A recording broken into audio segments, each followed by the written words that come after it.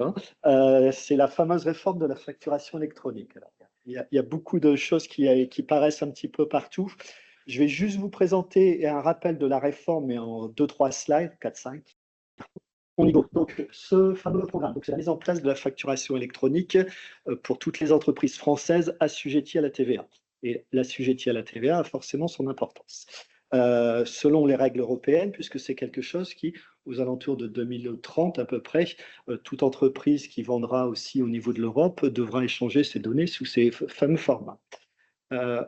La raison principale de tout ça, c'est la fraude à la TVA, qui est aujourd'hui estimée entre 20 et 25 milliards d'euros par an.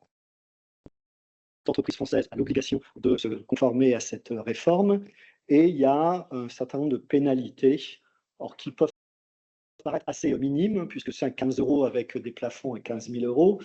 Mais j'allais dire, ce n'est pas la plus grosse pénalité, puisque demain, si une entreprise ne respecte pas tout ça, elle risque de perdre à la fois des fournisseurs et à la fois des clients, puisqu'ils ne pourront plus échanger de factures, ne pourront plus les payer, ne pourront plus en envoyer, etc., etc. Donc c'est vraiment ça, l'impact principal, c'est quelque part le blocage de l'entreprise, en tout cas au niveau de la facturation. Alors, de quoi parle-t-on dans cette réforme? De deux choses, l'invoicing et le reporting. L'invoicing, c'est tout ce qui va être la facturation entre assujettis à la TVA, c'est ce que je disais tout à l'heure. Donc, toute entreprise française qui aujourd'hui est assujettie à la TVA, on le verra, on a des moyens de savoir si une entreprise est assujettie ou pas, doit, à partir de 2026 ou 2027, on va revenir juste derrière après, envoyer et pouvoir recevoir ces factures sous ces fameux formats. On va voir aussi, il y a forcément des nouveaux acteurs qui les achats B2C, le B2B avec l'étranger, donc tout ce qui n'est pas assujetti à la TVA. Pour autant, vous allez devoir envoyer ces informations à l'État pour qu'ils aient une vision totale de toute transaction dans toutes les entreprises. Donc c'est un très très vaste sujet. C'est pas un sujet comptable, c'est pas un sujet IT. Pour moi, c'est un sujet d'entreprise. Et il faut qu'il y ait vraiment un sponsoring fort au niveau de l'entreprise, puisque pratiquement tous les services de l'entreprise vont être impactés. Alors, c'est quoi très rapidement? On a des fournisseurs, on a un acheteur. Hein. Hier, le fournisseur envoyait un PDF par mail à son acheteur, enfin à l'acheteur, et tout se passait bien. Demain, ça ne passe plus du tout comme ça. On va être obligé d'avoir des PDP, plateformes de dématérialisation partenaires. Donc aujourd'hui, il y en a à peu près 92 qui ont déjà été immatriculés sous réserve, puisqu'on verra la réforme aussi avance, l'État avance, peut-être pas assez vite, mais en tout cas elle avance, et donc pour l'instant elles sont immatriculées de manière sous réserve. Et donc un flux de factures, comme je le disais tout à l'heure, simple entre un fournisseur A et une entreprise B. Aujourd'hui, l'entreprise A va envoyer à la PDP un flux donné. La PDP A va envoyer à la PDP B, donc la PDP réceptrice de votre client, sa facture sous un format électronique, et par la même occasion, va envoyer aussi des informations à l'État. D'accord? Toute la TVA va être tracée et va être envoyée au niveau de l'État. Pareil, donc ça c'est dans le cadre du invoicing, dans le cadre du in-reporting. Donc malgré tout, vous avez fait, si vous êtes dans le retail, vous avez vendu un certain nombre de choses à un client B2C, et bien cette information-là, vous allez devoir la donner aussi à l'État. Alors de manière consolidée, pas à la ligne bien évidemment, mais sur un certain nombre de jours, vous allez devoir envoyer toute l'information à l'État, puisque l'État va devoir avoir tout ça. On intègre aussi dans tout ça les informations importantes, c'est l'ANE et le cycle de vie. D'accord? L'ANE, Annuaire national des entreprises. Toute entreprise française assujettie à la TVA va être dans cet annuaire-là. Cet annuaire-là, au jour d'aujourd'hui, puisque la réforme bouge encore beaucoup, l'annuaire, l'ANE, n'est accessible que via une PDP. D'accord? C'est-à-dire que vous, en tant qu'entreprise, vous ne pouvez pas accéder directement à l'ANE. Vous êtes obligé de demander à la PDP de vous fournir l'information. Ce qui pose un certain nombre de problèmes. On va prendre des cas pratiques tout à l'heure. Et elle va donner aussi, l'ANE va vous donner aussi une information qui est importante, en tout cas va pouvoir vous confirmer cette information-là, c'est le fameux code routage des factures. Le code routage, ce n'est ni plus ni moins qu'une adresse électronique, d'accord, de la personne à qui vous allez l'envoyer. Hier, vous aviez une adresse mail, on peut dire que c'est du numérique, d'accord. Demain, c'est fini. Ça va être une combinaison entre le sirène, le siret et peut-être un libellé complémentaire. Je fais très simple et très vite, mais si vous avez des questions, on pourrait en parler un petit peu après. Le cycle de vie de la facture, chose très importante aussi. Aujourd'hui, pareil, dans vos ERP, vous avez un cycle de facture, enfin, des cycles et des statuts de facture qui vous sont propres, d'accord. Demain, il y a cinq statuts qui sont obligatoires, dont un statut qui est hyper important, alors pas dans tous les cas, mais dans un certain nombre de cas, qui est le statut encaissé. C'est-à-dire que le statut encaissé, c'est pas vous envoyez une facture à votre client va dire moi je te l'ai payé, ce statut-là, il n'est pas obligatoire. Par contre, le fait que vous ayez reçu le paiement, c'est à vous d'aller indiquer sur la facture que vous avez bien reçu le paiement.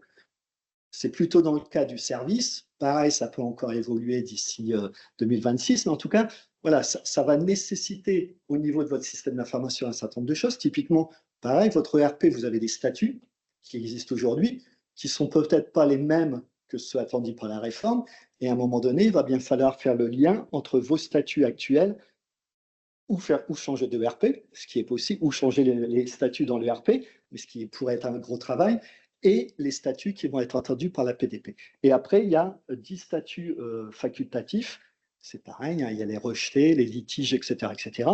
Et ces statuts-là, chose importante aussi, c'est pas juste je mets un statut rejeté, c'est je mets un statut rejeté et j'explique pourquoi je la rejette, la facture.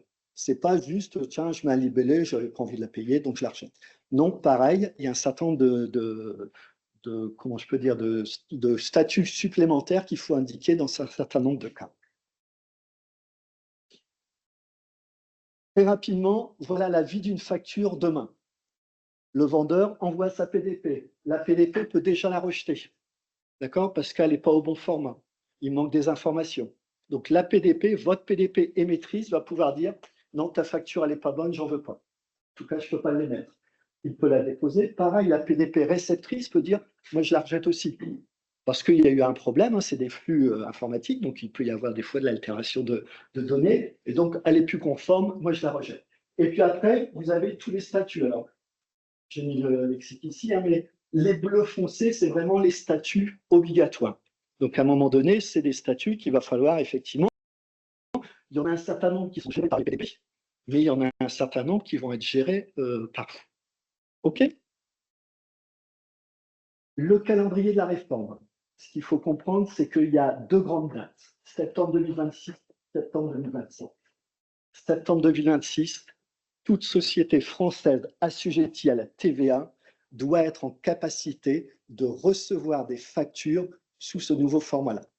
Toute société française assujettie à la TVA. Petite, grande, moyenne, indépendant, toute société française assujettie à la TVA. Pareil, en émission, en septembre 2026, ça va être réservé aux grandes entreprises et aux ETI. D'accord ? Les petites entreprises auront un petit peu plus de temps, ils auront un an supplémentaire, donc les indépendants, les startups, les gens un petit peu comme ça, auront un an supplémentaire pour pouvoir émettre les factures dans ce format-là. S'ils le font avant, c'est très bien, mais ils ne pourront pas le faire après, sauf si la réforme bouge encore un petit peu. Mais en tout cas, voilà, c'est vraiment les grandes dates, c'est presque le plus important de la présentation. Si vous ne les aviez pas en tête, c'est vraiment ces grands jalons-là. Il veut dire que c'est demain, d'accord, puisque ça va impacter quand même beaucoup de choses dans les systèmes d'information, même si on se dit que dans pas mal de cas, on a le temps, c'est dans plus d'un an, etc., etc. Moi, je vous encourage au moins à commencer à regarder un petit peu, à réfléchir à tout ça. J'en ai terminé avec la réforme en tant que telle. C'était juste un petit rappel, mais en tout cas, ça me semblait un petit peu important. Maintenant, si on fait un petit focus sur la data, la data et ses flux. Donc, on va avoir des nouveaux flux, des nouveaux formats de flux standardisés. D'accord ? On va parler d'UBL, de C2I, plutôt pour le monde de l'industrie, ou des factures X.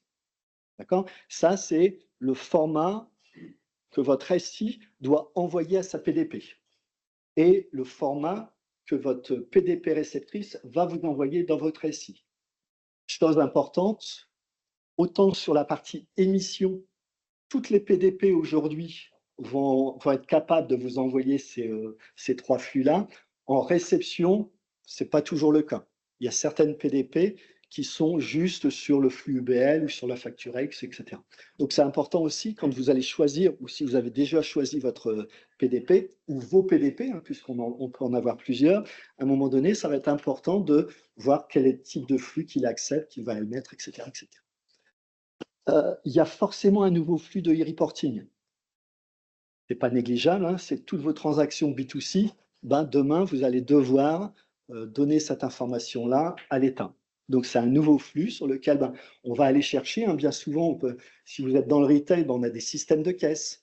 On a l'ERP qui peut générer aussi des factures hors caisse, etc., etc. À un moment donné, il va falloir récupérer toute cette information-là pour pouvoir l'envoyer en temps et en heure à l'État. Tout ça, ça respecte la norme EN 16931 qu'il faut retenir absolument, c'est super important. Je rigole, mais en tout cas, c'est une norme européenne, d'accord, hein, puisque la vocation de tout ça, c'est que, allez, on va dire en 2035, tous les échanges entre sociétés européennes se feront sous ce format-là, ou en tout cas sous un format assez proche de celui de la France. Il y a d'autres pays européens qui ont choisi des formats, j'allais dire, un peu plus éloignés de cette norme-là et qui vont devoir, au fil des années, faire une transformation pour qu'au moment où on va déclencher tout ça au niveau de l'Europe, ça soit prêt. Il y a une norme européenne qui vient d'être votée, c'est VIDA, d'accord, qui est l'harmonisation du calcul de la TVA en Europe. L'harmonisation du calcul, ce n'est pas les montants de TVA, etc., mais c'est vraiment au niveau harmonisation. Forcément, vous allez le comprendre juste après, parce qu'on va l'évoquer, c'est pour ça qu'on est là aujourd'hui, c'est pour parler de la qualité et la fiabilité de la data. Elle est primordiale.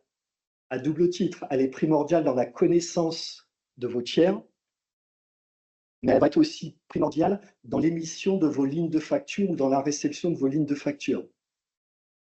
Hier, il y avait toujours un humain qui était là pour se dire « Ah bah ça doit vouloir dire ça, donc je raccroche ma facture à ça, et c'est bon. » Ah non, demain, ça va être beaucoup plus compliqué puisque tout ça va être automatisé et informatisé. Et puis, on va avoir des nouvelles données dans le système d'information. Alors, j'ai mis le code routage, je pourrais en mettre, enfin, il y en a quelques-unes en tout cas, qui vont être nouvelles, qu'il va falloir stocker dans votre système d'information. Il faut toujours trouver là où on la met, etc., etc. C'est clair pour tout le monde? Ouais, c'est bon pour l'instant. Alors voilà à quoi va ressembler une facture de demain. Il y a la donnée au centre, c'est la donnée déclarative transmise à l'État. Après, il y a toutes les données légales obligatoires sur une facture. La dernière version des spécifications de l'État, avant, il n'y avait pas le code, par exemple, de l'acheteur, non, le code du vendeur, pardon, dans la facture. Maintenant, on va être obligé, c'est une obligation, on va être obligé de l'admettre. Donc, ça implique beaucoup de choses. Il va y avoir des données obligatoires pour bien respecter la norme. Et puis, potentiellement aussi, vous pouvez rajouter des données qui vous sont propres, puisque malgré tout, voilà, c'est un échange entre deux sociétés. Donc, à un moment donné, il va bien falloir aussi pouvoir échanger des informations qui ne sont pas directement de la facture, mais qui doivent être indiquées. Ça peut être, c'est pas, mais des informations sur les retours, sur ces choses-là. OK? Juste un petit exemple. Alors, je ne sais plus combien il y a de champs, ce qu'on appelle des BT au niveau de la réforme. Hein, c'est tous les différents champs qu'on va retrouver au niveau de la facture. Mais il y en a plus de 250, je crois, à peu près. Je vous rassure, il ne faut pas tous les renseigner, mais en tout cas, c'est en fonction du type, la typologie de facture, en fonction de ce que vous vendez, ce que vous achetez, etc., où la facture va être remplie. J'ai juste mis ce type d'informations, mais en tout cas, il y a un certain nombre d'informations qui sont super importantes. Maintenant, sur la qualité de la data. Alors, tout ça, c'est suite à des retours d'expérience qu'on peut avoir et qui sont pour moi, et c'est les messages un petit peu que je voulais vous passer ce matin. Bien souvent, aujourd'hui, un code SIRET, un code sirène, OK, on l'a dans le système d'information. Des fois, on n'a mis que des 1, parce que c'était plus rapide à créer mon client. Puisqu'aujourd'hui, il était très peu utilisé, puisque quand j'envoyais la facture, c'était plutôt la raison sociale, l'adresse, etc. Et puis surtout l'adresse mail qui était importante. Demain, il faut absolument cette information-là. Il y a 6 données obligatoires pour un tiers. Demain, sirène, SIRET, code TVA intraco, code pays, l'adresse et la raison sociale. C'est ces 6 données-là, un minimum, que vous devez avoir dans votre système d'information de manière fiable, bien sûr. D'accord? Et ce n'est pas une sur deux. C'est j'ai bien les 6 informations, puisque quand je vais les envoyer, si elles ne sont pas bonnes, c'est un risque de rejet de la PDP. Donc, risque de rejet de la PDP, donc je n'envoie pas ma facture, donc je vais avoir des retards de paiement, patati patata. Donc, vous voyez tout ce que ça peut générer. Il faut bien aussi, pareil, dans cette réforme-là, comme c'est des flux de données très structurés, être sûr que le format de la date, c'est le bon. C'est tout bête, hein, mais des fois, en mode anglais, en mode français, etc., on ne va pas mettre la date de la même manière. Là, c'est important d'avoir cette date-là au bon sens. Pareil, les montants, est-ce que c'est un point, est-ce que c'est une virgule, est-ce que j'ai un séparateur de milliers ou pas, etc., dans le système d'information. C'est des trucs tout bêtes, mais sur lesquels il faut vraiment faire attention pour pouvoir trouver tout ça. Bien sûr, il va falloir dédoublonner. Aujourd'hui, on a 2 fois le client avec des numéros de clients différents. Bon, c'est pas super gênant. Demain, par contre, on peut plus se permettre. On peut pas se permettre d'envoyer un coup une facture sur un identifiant et une facture sur un autre. Bien homogénéiser ces systèmes. Souvent, on peut avoir des clients ou pas avec mon ERP, etc. Demain, il faut absolument que ce soit des copies conformes. Est-ce que ça vaut le coup de créer un référentiel ou pas de mes tiers pour que ma donnée soit essentielle?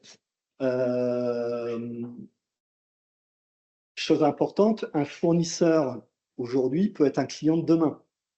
Parce qu'on se dit, moi, c'est qu'un fournisseur, donc je n'ai pas besoin d'avoir toute son information. Son SIRET, c'est lui qui m'envoie la facture. Donc je n'ai pas besoin de cette information-là. Par contre, on va parler aussi d'autofacturation, parce que c'est un moyen qui peut être intéressant pour réduire les délais sur votre cash dans les entreprises, c'est de faire d'autofacturation, donc d'envoyer à la place de votre fournisseur des avoirs, des RFA, des choses comme ça. Si on fait ça, le fournisseur devient client quelque part, parce qu'on va lui envoyer une facture, même si c'est qu'un avoir. Et puis aussi, la cohérence entre les données, entre le fournisseur et le client. D'accord? Aujourd'hui, vous commandez, je vais dire n'importe quoi, un rouleau de papier peint, donc c'est du mètre linéaire. D'accord? Donc, vous commandez 10 mètres, par exemple, sauf que lui, le fournisseur, il vous envoie un rouleau. Sauf qu'à un moment donné, quand vous allez rapprocher vos factures, etc., il va y avoir on a potentiellement déjà, ça dépend comment on raccroche les factures, etc. Mais demain, comme on va essayer d'automatiser au maximum la chaîne, ça peut rajouter de la complexité. Donc, pour moi, il faut vraiment faire attention, nettoyer, d'accord? Mais ce qu'il ne faut pas oublier, c'est que nettoyer, c'est bien, sauf que vous avez peut-être un site e-commerce où les gens peuvent créer eux-mêmes leur compte client, sauf que vous avez peut-être des frontaux, si vous avez des magasins, où les gens créent les clients directement en caisse, avec la pression, on est un samedi, on a du monde qui est derrière, donc il faut aller vite, vite, vite. Maintenant, attention, à un moment donné, il va falloir absolument mettre, alors je vais appeler ça des référenceurs, mais en tout cas, toutes les applications qui vont référencer, modifier, créer des tiers, qu'ils soient clients ou fournisseurs, il faut absolument qu'elles soient fiables, etc. Alors, il y a des petits trucs très simples aujourd'hui, hein. Il y a des sites de l'État comme l'INPI, etc., qui ont des API gratuites. Il suffit de créer un compte, etc. Vous les appelez, vous pouvez même faire en masse pour faire du rattrapage de données. Vous lui pour sortir les informations qu'elle a à disposition. C'est des données fiables qui vont correspondre aux informations qui seront dans l'AN. Donc ça peut être intéressant de faire ça comme ça. Structuration des factures et, excusez-moi, il y a une coquille, structuration des factures et du cycle de vie. Ben, je le disais tout à l'heure déjà, vous avez vu, il y a des statuts qui existent, qui vont être imposés par l'État, et vous avez votre système d'information qui a ses propres statuts. À un moment donné, il va falloir mettre tout ça en correspondance. Il y a même des statuts, des fois, où c'est un peu plus compliqué, parce que je pense que le statut facture règlement reçu, aujourd'hui, il n'y a aucun système d'information qui le prévoit. En tout cas, voilà. Et donc ça, c'est quelque chose qu'il va falloir intégrer dans votre SI, peut-être mettre des nouvelles briques, peut-être mettre un certain nombre de choses comme ça. Bien vérifier l'exhaustivité de la data, parce que je le disais tout à l'heure, hein, les 6 données dont je parle, mais il y en a plein d'autres, si on envoie, la PDP peut dire « moi, la facture, elle n'est pas complète, donc je la refuse ». C'est une perte de temps. Et le niveau de détail, pareil, hein, c'est surtout là plutôt sur la partie e-reporting. À un moment donné, on a besoin d'avoir un niveau de détail sorti des caisses, par exemple, d'accord, qui n'est pas forcément, même des caisses qui se disent je suis conforme à la réglementation, etc. Vérifiez bien, parce que sur un certain nombre de cas, l'information sortie sur le ticket Z ou des choses comme ça ne correspond pas exactement à ce qui va être attendu par la PDP. Donc, à un moment donné, il faut faire aussi attention à ça. Chose importante, traçabilité et piste d'audit.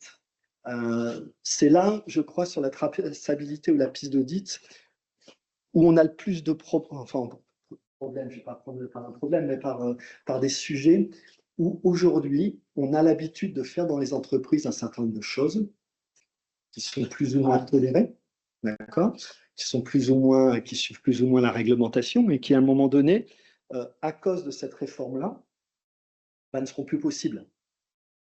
Les notes de crédit débit, des choses comme ça, où aujourd'hui, on fait ça peut-être un petit peu, on fait un avoir, mais sans avoir vraiment l'avoir du client, on passe une pièce qui n'est pas forcément une pièce comptable, etc.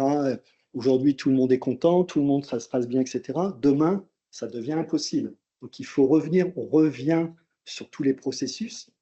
Et ce type de réforme, pour moi, il y a 2 grands audits à lancer en amont, c'est l'audit data et l'audit des processus. Si vous ne commencez pas par ça, en tout cas c'est ma vision des choses, hein, et il n'y a que moi qui la partage ou pas, mais en tout cas c'est super important d'avoir cette bonne vision.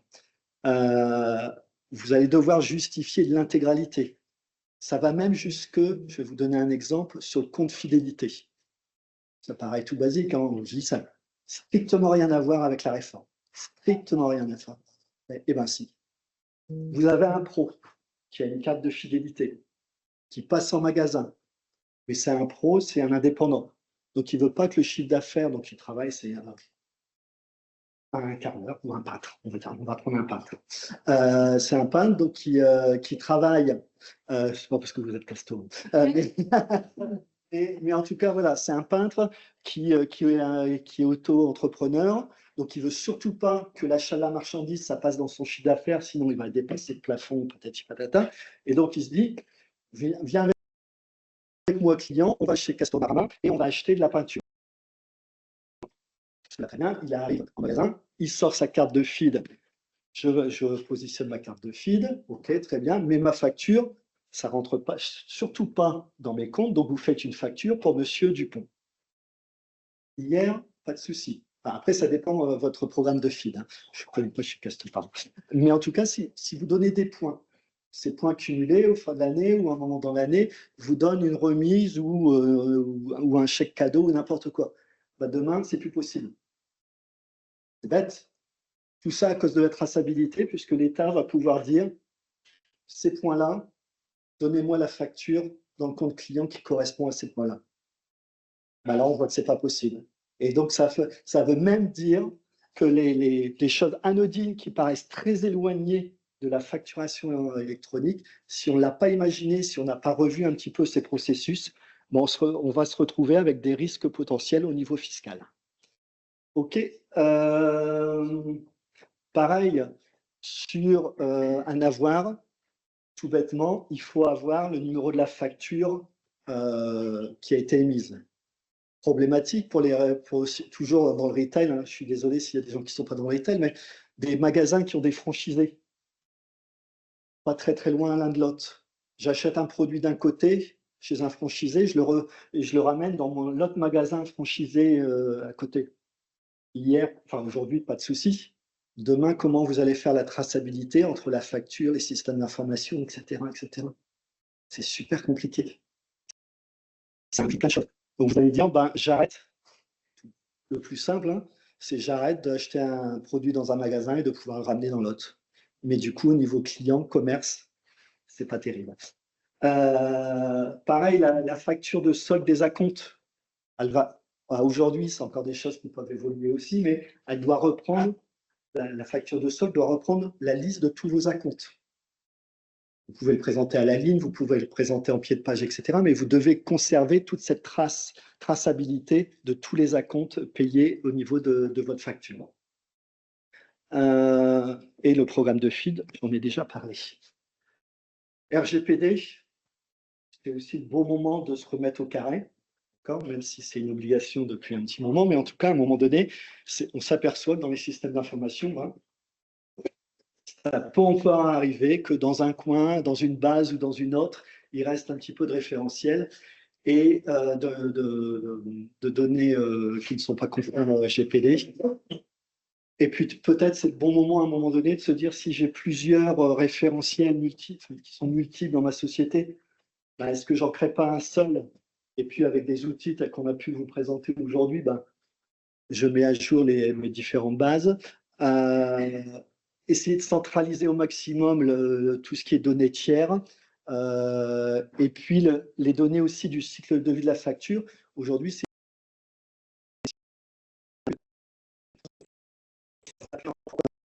la facture a été rejetée, ceci, etc. C'est pas rejeté au sens votre ERP à vous, mais ça va bien être rejeté dans le sens de la PDP. Et donc, ça veut dire que cette donnée-là, il va falloir que vous la saisissiez, enfin, vous la gardiez aussi. Et je suis pas en avance du tout. Automatisation, donc pour moi, les opportunités, malgré tout, parce qu'il y en a, heureusement, c'est de pouvoir automatiser au maximum. Donc, ça va changer aussi en interne. Il y a une notion de change aussi, ça n'a rien à voir avec la data, mais qui va être très importante dans toutes les sociétés, parce que ce n'est pas anodin comme réforme, ça va changer la vie de beaucoup, beaucoup de monde. L'analyse et le pilotage, forcément, à un moment donné, on va avoir de la donnée en temps réel qui va être fiable sur les statuts de ma facture, etc. Donc, ça va être super important. On va pouvoir aussi détecter un petit peu plus en amont des fraudes potentielles, etc., grâce à ça. Et avoir une meilleure vision de cette réseau, puisque comme on aura tous les statuts, ça va. N'oubliez pas aussi, c'est pareil, si vous payez en retard, vous avez l'habitude de payer en retard toutes vos factures, à un moment donné, c'est des informations que l'État aussi va avoir. Donc forcément, je pense qu'à un moment donné, ils vont venir vous voir en disant que vous êtes gentil, mais maintenant vous payez en temps et en heure. Donc voilà, c'est des changements un petit peu d'organisation, de manière de faire, etc., qui peuvent paraître, enfin ne pas ressortir au premier abord, mais qui sont super importants. Préco, réaliser une analyse des écarts, voilà. Veiller aussi à la présence, pareil, des données en dur. Alors là, j'ai mis principalement dans les États, mais dans tous les systèmes d'information, il y en a, d'accord? En tout cas, presque tous. Donc, vérifiez bien ça. Chose importante aussi, vérifiez bien, alors c'est des trucs tout bêtes, hein. Je ne citerai pas l'ERP, mais aujourd'hui, il y a un ERP du marché qui est très connu. La raison sociale, c'est sur 35 caractères. Une réseau social, en fonction des sites, c'est plutôt 120 ou 150. Ce qui veut dire qu'aujourd'hui, dans les systèmes d'information, il y a des raisons sociales, et je l'ai vécu, il y a des raisons sociales qui sont tronquées à 35 caractères. Ce qui veut dire que demain, on n'est pas conforme. On envoie une facture, elle pourrait être rejetée par les PDP parce que ma raison sociale n'est pas la bonne raison sociale qui est connue au niveau de l'ANE. C'est tout bête, mais il faut le savoir. Ne pas se contenter, on se dit, ben, c'est bon, mon code SIRET est bien renseigné, j'ai bien mes 14 chiffres. Il faut d'abord s'assurer que c'est 14, que c'est des chiffres, et après que ce n'est pas 14 fois 1. D'accord? Donc, ça existe. Anticiper les écarts de codification entre les données internes et les attaques que je viens de faire. C'est terminé pour moi. Un peu, tant pis, tant qu'on ne vient pas me voir. Vous n'arriverez pas à faire 100% des choses, des chantiers. D'accord? Focalisez-vous. Je vais prendre une notion très bête, les notes de frais. c'est impacté par la réforme. Vous allez à un restaurant, vous faites une réunion de service, une réunion d'équipe, etc. Vous dépassez 150 €. Hier, vous faisiez une note de frais, c'était voilà. Si demain, vous voulez récupérer la TVA dessus, c'est un process qui peut être très, très lourd. À un moment donné, il ne faut pas dire, ben, les notes de frais, la TVA, je m'assois dessus. C'est un calcul à faire. Hein. C'est juste un calcul à faire au niveau de votre société. Mais si vous cherchez à gérer tous les chantiers, vous n'y arriverez pas. Enfin, en tout cas, voilà. Il y a tellement, tellement de choses qu'à un moment donné, il faut faire des choix. Et très rapidement, comment l'IA pourrait aider là-dessus? L'appropriation des données. Aujourd'hui, on pourrait très bien imaginer avoir des factures. On va rechercher pour renseigner sa base de données, etc. Avec l'IA, on va rechercher les informations. On fait la conversion de données en flux structuré aussi. Ça peut améliorer, accélérer énormément les choses. Et puis, vous avez vu, hein, tout à l'heure, on a quand même une période 2026-2027 qui ne va pas être simple à gérer pour tout le monde, puisqu'on va continuer à potentiellement recevoir des factures anciens formats, et on va voir les nouvelles. Il va falloir arriver à le gérer. Et je pense que l'IA, justement, avec cette analyse de factures, etc., qui vous permettrait d'adapter les flux plus rapidement, ça peut être sympa. Sécurisation des informations communiquées, très vite, parce que les gens arrivent, de balayer un petit peu les informations pour être sûr que votre flux de données est correct, surtout pareil au démarrage, d'accord?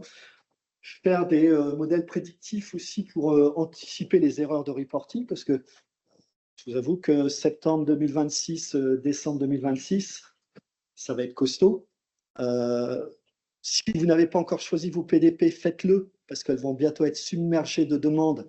Et donc, il n'y aura plus, elles sont déjà, c'est vrai, donc elles ne vont pas savoir fournir pour tout le monde, etc. Donc, dernier arrivé, dernier servi, hein, il n'y aura pas de miracle, à part si vous êtes très, très gros. Mettre en place peut-être des chatbots, parce que c'est un tel changement, surtout si vous avez des personnes face à du public, il y a un tel changement, parce que petit artisan, lui, qui va arriver, il va vouloir sa facture, on va lui dire non monsieur, vous n'avez plus de facture, vous irez demain sur votre PDP parce qu'il y a un petit délai potentiellement, donc demain vous irez sur votre PDP et vous irez chercher votre facture, ça va être compliqué à lui faire passer les messages. Donc déjà en magasin, il faut commencer à leur raconter une petite histoire là pour que effectivement ils aient bien ça en tête. Donc le chatbot, je pense que ça peut aider. Gestion des avoirs et des litiges passe très rapidement. La relance client, ça peut être sympa de mettre un petit peu de l'IA en fonction de la connaissance du client, en fonction de son chiffre d'affaires, en fonction du contrat qu'on a avec lui, etc. De pouvoir mixer un petit peu tout ça pour lui faire des relances plus ou moins sympathiques. Et puis, pour les échanges avec les fournisseurs, ça peut être sympa, par exemple, si c'est de votre cas, si vous avez des RFA, de pouvoir aller relire les contrats, de sortir un petit peu toutes les clauses de RFA qu'il y a dedans, d'aller voir toutes les factures qui sont émises, et puis de faire la prédiction un petit peu sur ce que je vais vendre d'ici fin d'année, et avec tout ça, de se dire, chef, notre RFA de cette année, ça va être X milliers d'euros. Ça peut être des petites choses qui vont être... Je ne vais pas dire c'est grâce à la réforme, parce que ça, on pourrait presque déjà le faire, mais le fait d'avoir le statut des factures fiables, de manière fiable, des délais de paiement plus fiables, etc., ça va accélérer un petit peu tout ça. Et je viens d'en parler.